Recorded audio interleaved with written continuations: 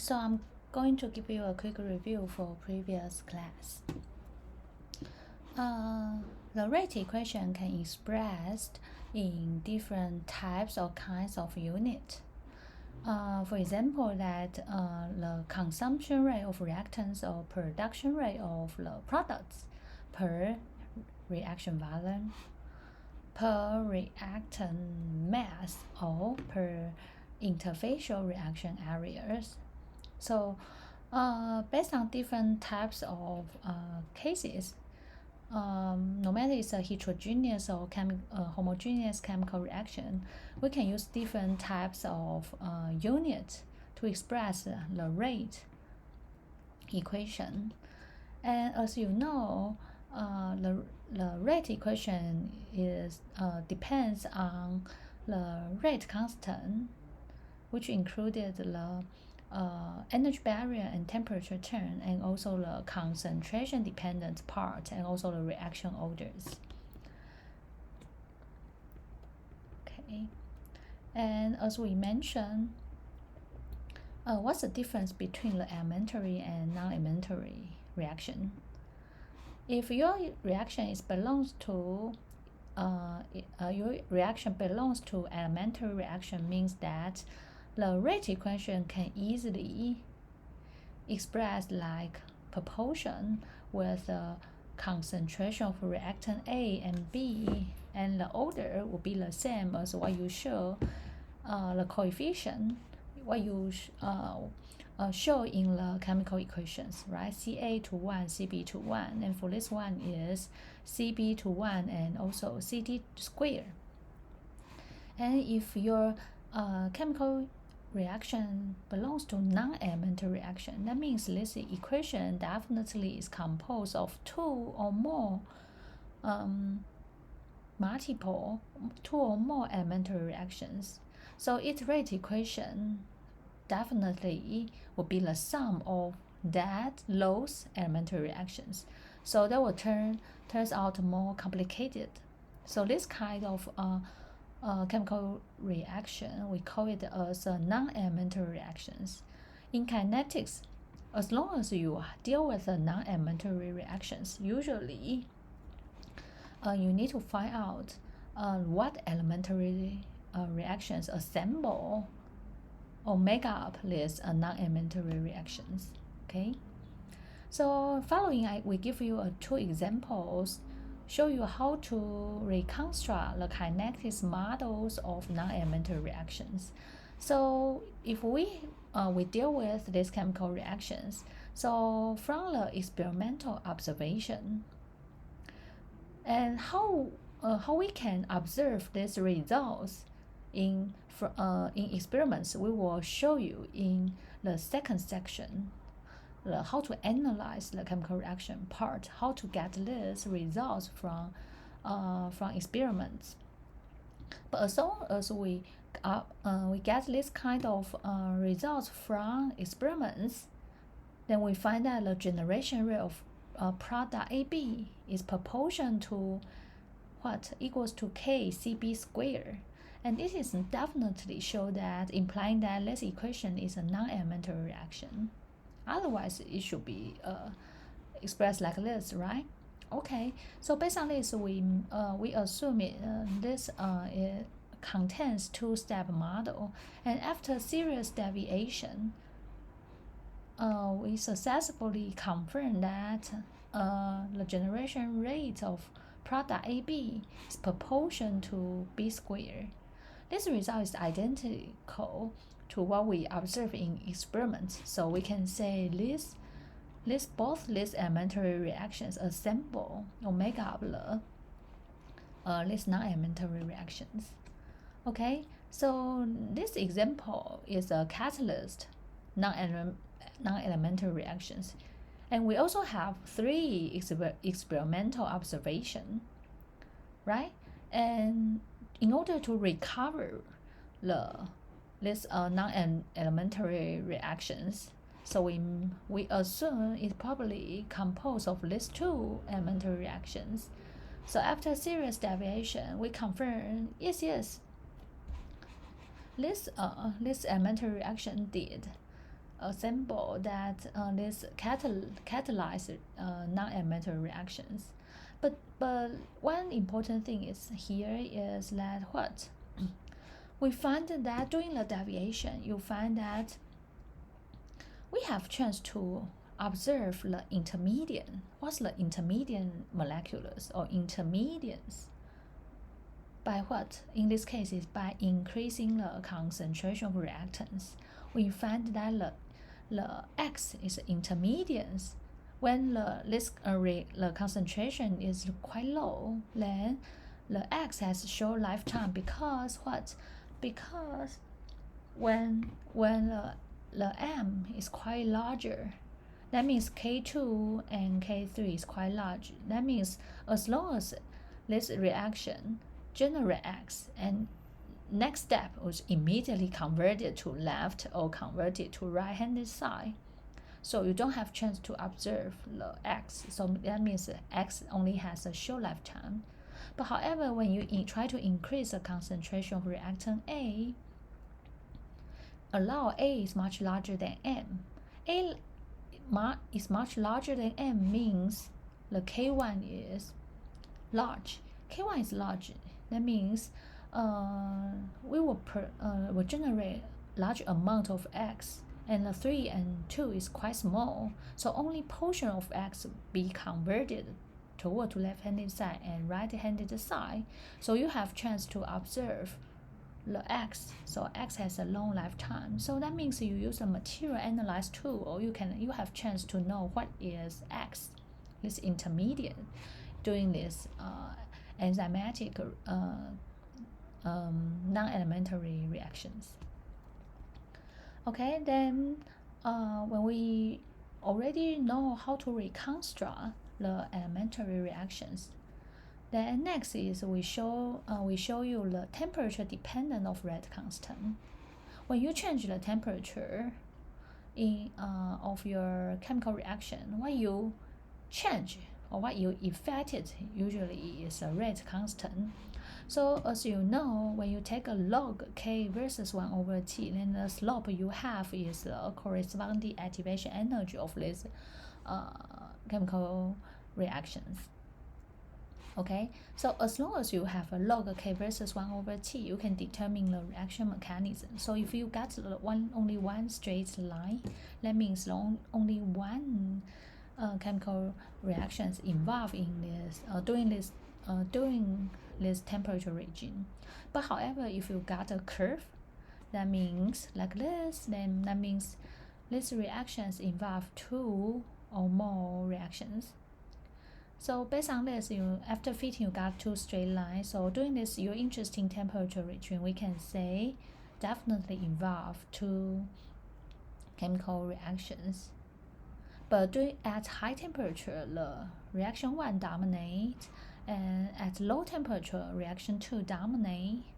And no matter is here or here, the fast path dominate. That means the one with higher K or have higher R dominate the reactions. So faster one always dominate, then implying that the relationship between the reaction 1 and 2 definitely is a parallel reaction. And for this case, yes, we also have a curve line. After fitting, you got 2 straight lines, so definitely this reaction, during this temperature regime, there are 2 reactions involved. But at high temperature is R2 dominate, and low temperature is R1 dominate, or the reaction 1 dominate. But no matter it's at high temperature or low temperature, always is the slowest one dominate, right? The small k, this one, small k compared to this one, right? Small k compared to this one, or small r dominate. The only possible have 2 chemical reactions, and also always slow one dominate. The relationship between these 2 chemical reactions belongs to series reaction. Okay, so today we are going to move forward to tell you how to analyze the reaction data. So what's how to analyze the reaction data? As I mentioned, this how you can get this experimental observation or these results is based on what we are going to introduce to you is how to analyze the reaction data, how to have observation in your experiments about your interesting chemical reaction. So how to analyze that? The purpose here is to get the rate constant and also reaction order of your interesting chemical reactions. Okay, so the first one is we call the concentration dependency. As you know, this is the expression of rate equation. If you want to know the concentration dependency, that means usually we will perform our reactions at fixed temperature. And we will, in the meantime, we will increase or decrease the concentration reactants. Then we will write down how the concentration changes as a function of time, right? So that's how we deal with this. We will at a fixed concentration or temperature, and we will observe the concentration changes as a function of time. Okay. Then based on this, because you fix this because we perform at a constant temperature, right? So you can get the RA when you change the concentration. So you have chance, and when you take the log, so you have chance to get the K and also reaction order.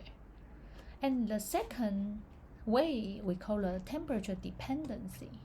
Temperature dependency, the only term involved the temperature dependency will be belongs to the rate constant part. So usually, in order to understand the temperature dependency, we will perform this at constant concentration of reactants. So we will measure the rate equation RA at different temperature, and we take a log.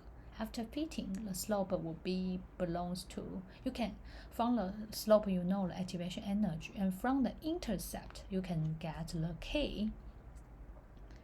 So this is how we get the activation energy Tk and also reaction order K0, reaction order of your interesting chemical reactions. So next, how to really analyze that in your design experiments. So we are going to introduce you two different methods. The first one we call is a differential method, and the second one we call it is an integral method. And what's a differential method? Is differential method actually just you differentiate concentration, the plot or the curves. What kind of curves were of the concentration of reactants as a function of time. So you can get what the changes of reactants molecular number, the concentration changes, right? Concentration changes from the kinetics data. But the good news is by using this differential method, it's good for very complicated rate equation.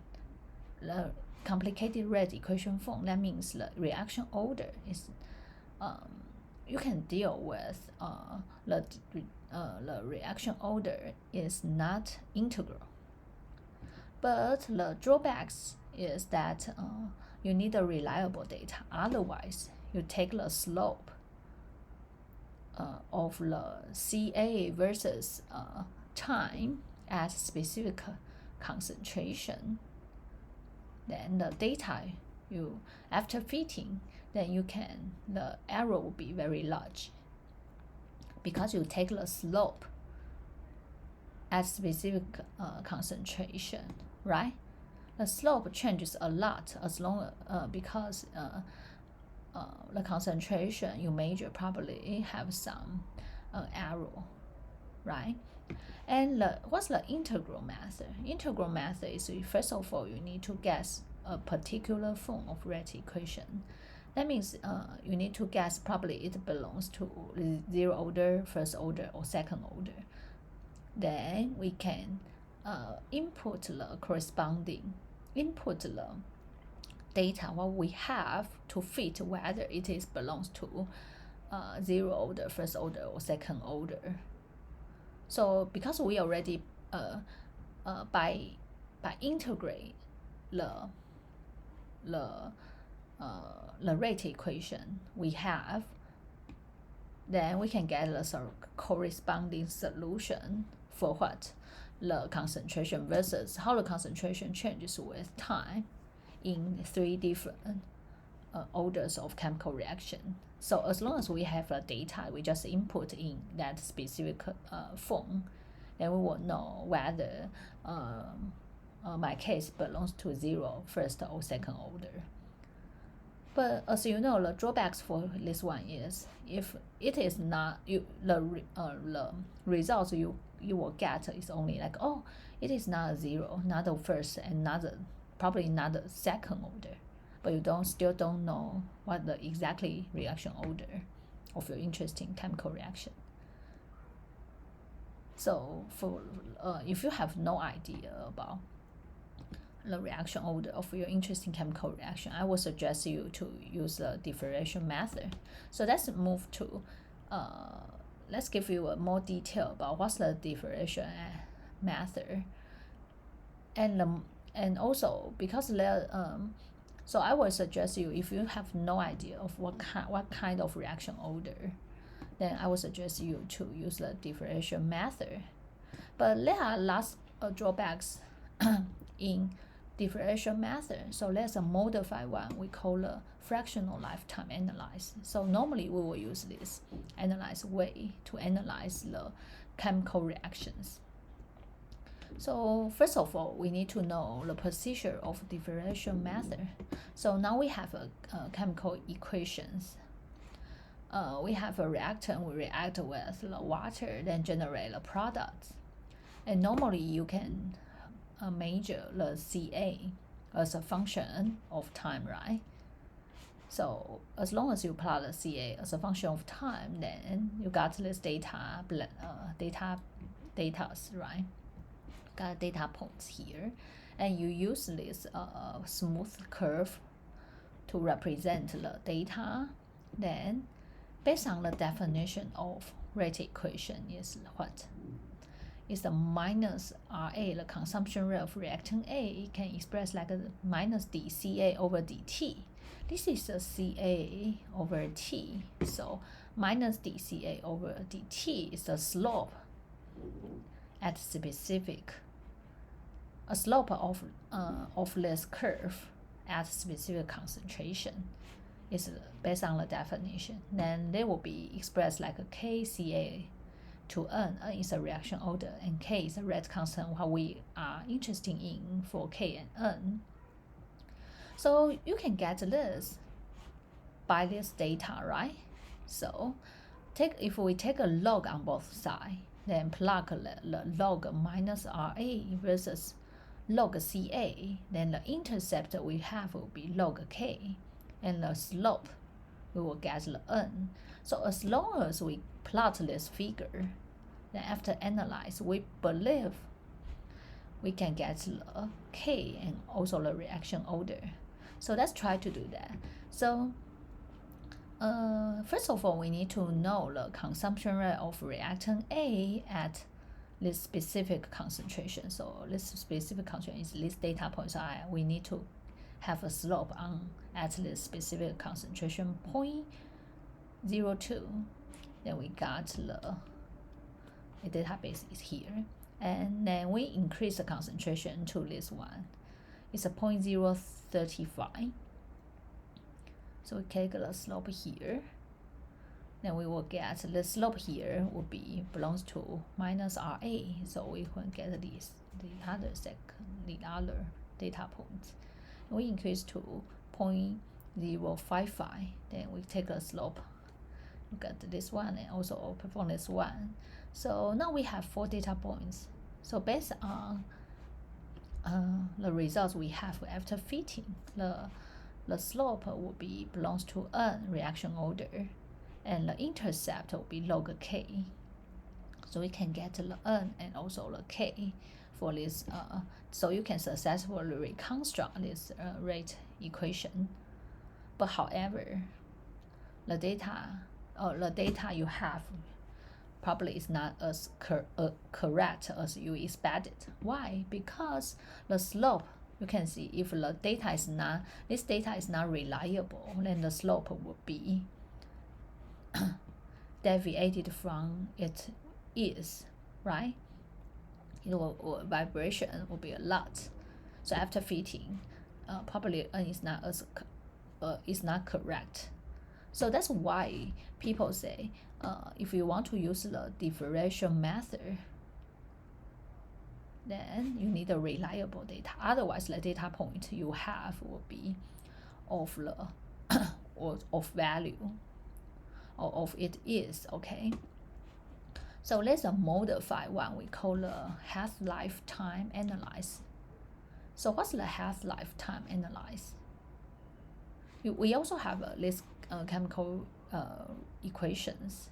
Then we also measure the concentration of product as a function of time. But here, instead of taking the slope at a specific concentration, we monitor the longer time period, which is the half-life time. That define what's the half-life time. That means the time required for 1/2 of a reactants to react 1/2. So that means 1/2 of 115. So 1/2 is the drop to 75. So how much time it take? So is we call the half-life time. And if it in the beginning it was 75. So when it dropped to 1/2, that means it dropped to 37.5. So how much time it takes will be here. So this is when we prolong the observation time, and we hope by using this half-life time, and we can estimate, or we can know the reaction order, and hopefully we that will be more correct as what we introduce you. Is entitled differentiation at differential method, right? So let's give you a more detailed deviation to how the half-life time analyze. So if we have a chemical equation expressed like this, is alpha A plus beta B, blah blah blah, and we will generate the product. When you try to write down the consumption rate of reactant A, it can express like minus dCA over dt. And this, because we don't limit this chemical equation belongs to elementary or non-elementary, that doesn't matter. So we can write down the rate equation as KCA alpha A CBB to B. So based on this, we know this chemical reaction not necessary to be elementary, can also be a non-elementary reaction. Then, based on this chemical equation, we know there's definitely a stoichiometry ratio between A and B. So CB over CA will be equals to beta over alpha. So based on this, we can substitute the CB here CB becomes to beta over alpha times the CA. And we take the coefficient part out and combine with K. So we take this together and left CA and put a CA together. So CA will become to A plus B. And right? So this coefficient part can be expressed like this rate constant. And the second term here will be related to the concentration of reactant A. And the upper part is the reaction order. So next we are going to move the CA turn to the left-handed side, dt to the right-handed side, and take the integral for both sides. For the CA, the bottom concentration will be integral from CA0 to CA. And for the time, you integral from 0 to t. And as long as n is not equals to 1, so you can get this result after integration, this equation. So based on these results, if we assume Ca becomes to 1/2 of Ca0, so we take this to substitute this, then we can take all the Ca out, will become here, and the inside part what you have is 1/2, right? And the rest of part will be just because this is 1/2, then you minus 1 because you take this term out, right? And the bottom will becomes this term. So this is the results what we have here. If you take a log on both sides, log t versus log Ca, and after fitting, you know the slope will be 1 minus n, and also this extra term will be belongs to the intercept, right? Okay, and the other thing is, instead of use the 1/2, probably you can use a quarter, right? 1/4. So if you use the 1/4 Ca0, then this will be 1/4, and the time you monitor or you observe will becomes to 1/4. So some people will use this f can be any fraction. You can change to 1/3 or 1/4 of its original concentration. So next, in order to analyze the reaction order, so we try to take a log on both sides. So we take a log t 1/2 and log Ca0. Then what? Then we next we are going to have some data point here, right? So the time between when the concentration dropped to 1/2, so we assume when the concentration dropped from 30 to 15, and we monitor how much time it takes, then we log the time, and the x-axis will be log 30, and next will be how much time it takes from when the concentration dropped from 40 to 20, and this is log 40. And also 15, how much time it takes, then we had log it, and the whole x-axis will be log 15. Then after fitting, then the slope will be equals to 1 minus n. So based on this, we can get the reaction order. And as long as we know the reaction order, and also you know the time, right? So you can get the k. It's easy to use. Okay, so I'm going to give you an example to show you how to get the reaction order and the rate constant by using this half-life time. So now we have a chemical equation is the decomposition of A into R.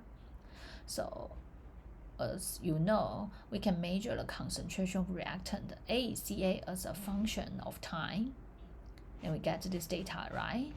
And next, we are going to try to plot the Ca as a function of time and get this data point. And after fitting, we got this red curve too. This is a fitted data, fitted line.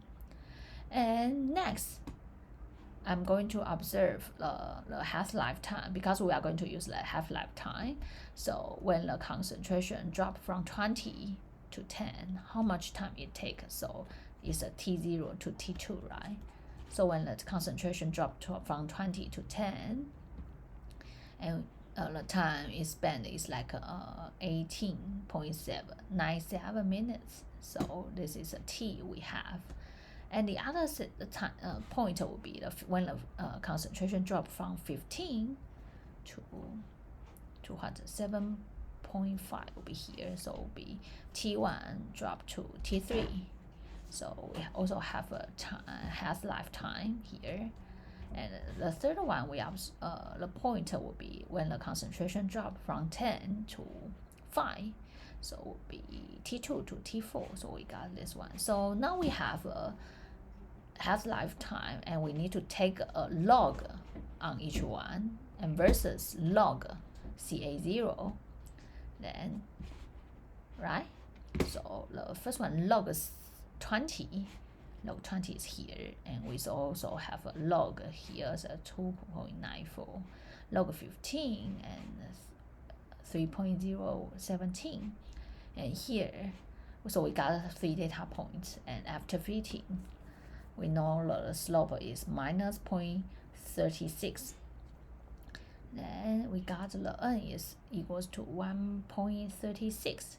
As long as you take this, you know the reaction order, you still cannot complete the rate equation because you need to know the rate constant.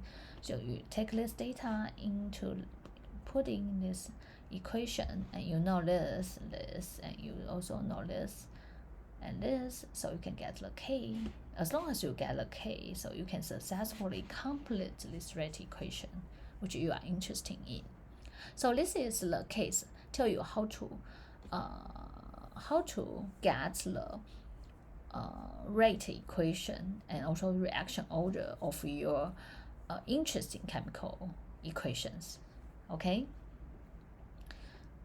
So next we are going to show you the second method is the integral method. So just a reminder, as we mentioned before, this half-life time or differential method or modified differential method, actually instead of you take a slope at a specific concentration, you try to prolong the observation time, right? And also this method can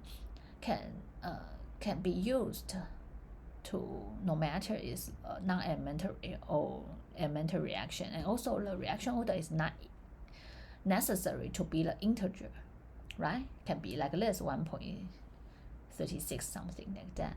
Okay, so I would suggest you to use this method to deal with your unknown, to deal with unknown chemical equation, to get the reaction order and rate constant. Okay, so next we are going to show you will be the integral method. So what's the integral method? As we mentioned, first of all you need to get a particular form of rate equation. Then you can input the data, then to check whether your data fit with the solution for first or second order of rate equation. So following is going to show you what's the corresponding solutions of the reactants versus time at specific order of reactions. The first one we are going to introduce to you is the irreversible unimolecular-type of first order reaction. So now we consider this reaction is A, will be generate to products. And so in order to write down the rate equation, and we also assume it is first order, right?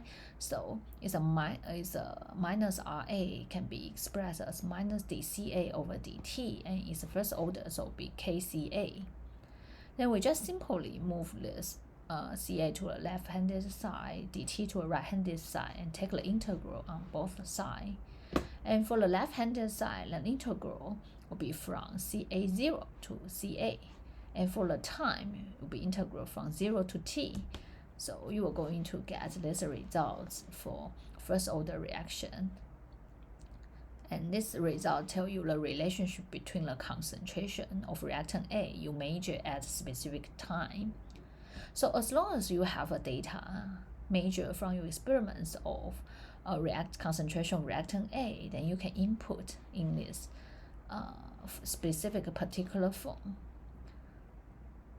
Right? As long as you have measured the Ca for at specific time period, then you can input, and by using this as a y-axis and t as an x-axis. If the curves is straight line, then you will say, oh yes, the chemical equation you deal with belongs to irreversible first order reaction. If not, then it is not a first order reaction. But we still don't know what's the order, reaction order. We still need to guess. Continue guess, probably second or zero.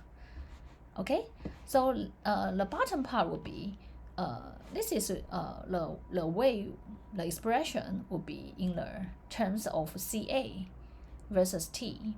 So the other expression way people will use is we call a fractional conversion. Then what's a fractional conversion? That means what's the fraction? How much fraction of reactant be converted to the product? We call it fractional conversion and use the Xa to represent the fractional conversion. So this means how much reactant A be converted to product. So 1 minus the remaining Ca over Ca0. So this is Xa. And you take the deviate on this equation, we got the dxa minus dca over dca0. So if we want to try to reformulate this equation by using the xa, so we just divide it by Ca0. So this is divided by Ca0. And this, if you divide it by Ca0, so you will get the minus dCa over Ca0 minus dCa over Ca0. That will becomes to dxa, so dxa dt. And if you also divided this term by Ca0, then you got the k Ca over Ca0. So Ca over Ca0 can be considered as 1 minus Xa. So got k 1 minus Xa. Then also best focus on this, just move this term to the left-handed side and take the integral, then you will get this. And as long as you have this relationship between Xa and T, then you use this as a y and at least as an x, and you have a plot. You plot this figure, and if you got a straight line, then you will say, okay, yeah, the reaction we are interested in is belongs to first order reaction. If not, then we will move forward to find what's the reaction order.